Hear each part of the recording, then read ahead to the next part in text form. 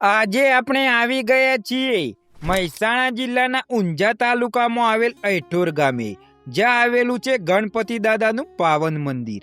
એવું કહેવામાં આવે છે કે 33 કરોડ દેવતાઓના રથના પૈડા આ સ્થાને ફસાઈ જતા વિઘ્નહર્તા ગણેશજીને મનાવવા માટે દેવોએ ગણેશજીની મૂર્તિની સ્થાપના કરી હતી.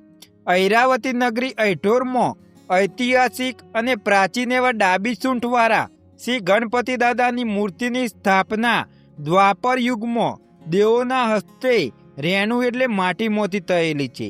આ મંદિર 1200 વર્ષ જૂનું છે અને શ્રી ગણપતિ મંદિરના સામે આશરે 700 વર્ષ પૌરાણિક વિષ્ણુ ભગવાનનું મંદિર આવેલું છે.